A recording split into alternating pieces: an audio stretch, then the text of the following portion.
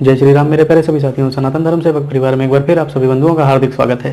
बिल्कुल ठीक सुन रहे हैं आपके राहुल गांधी के ऊपर 1000 से ज़्यादा एफआईआर हो सकती हैं, लेकिन क्यों? इसका मुख्य कारण क्या है ये भी मैं बता देता हूँ इस वीडियो में।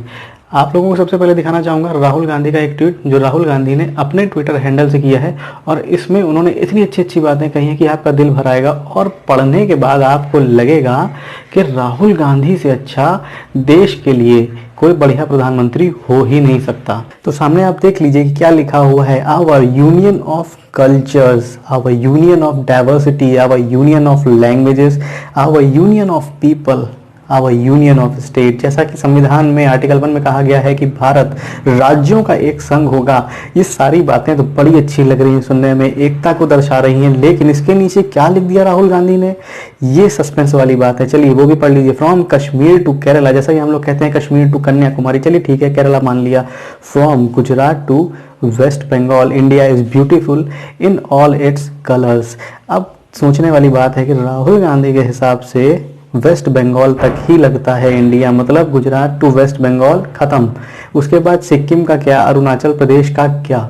अब सोचने समझने वाली बात है, जिस नेता को हमारे देश का भूभाग्य नहीं पता है उसको चमचे प्रधानमंत्री बनाना चाहते हैं। ऐसे आदमी को जिसने खुद शिक्षा नहीं ली है ढंग से और जिसको खुद भूभाग्य नहीं पता है हिंदुस्तान का, वो क्या प्रधानमंत्री बनेगा और क्या इस देश का नेतृत्व करेगा? आप लोगों को समझने में आसानी हो इसलिए मैं सामने एक मैप भी लगा देता हूँ। आप देख लीजिए इस मैप में जो मैंने मार्किंग करके रखी है, कश्मीर से लेकर के कन्याकुमारी वाली एक लाइन आपको ब्लैक दिखाई दे रही होगी, लेकिन साथ ही साथ में आपको नॉर्थ ईस्ट तक जाती हुई एक लाइन और दिखाई दे रही होगी जो कि गुजरात से लेकर के वेस्ट बंगाल तक है।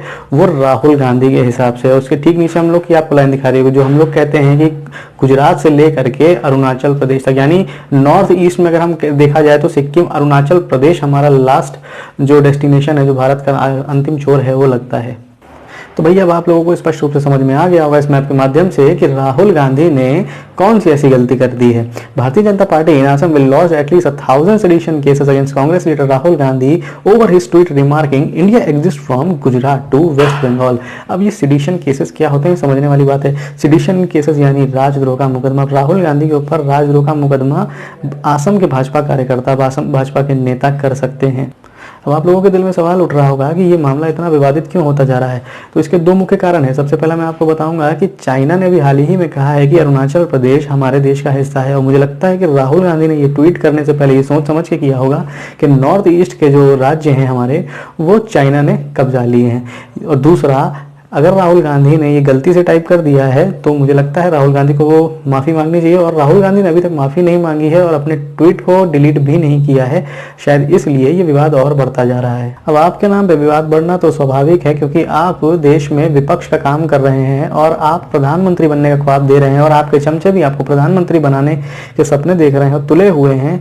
लेकिन ऐसा प्रधानमंत्री इस देश के किस काम का जिसको भारत का भूभाग्य नहीं पता है, और वो भारत का नेतृत्व किस प्रकार से अंतर्राष्ट्रीय स्तर पर कर सकेगा?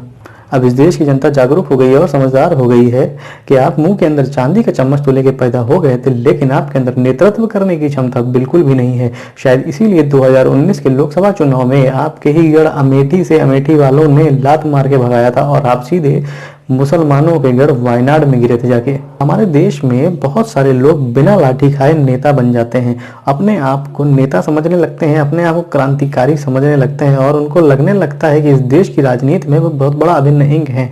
लेकिन आप इतना जान लीजिए, बिना संघर्ष के पहुंच रहे हैं तो आप शून्य हैं, आपकी कोई वैल्यू नहीं है। जनता आपको सिर्फ पार्टी के सिंबल पर ही वोट देती है, आपके कार्यों के आधार पर नहीं।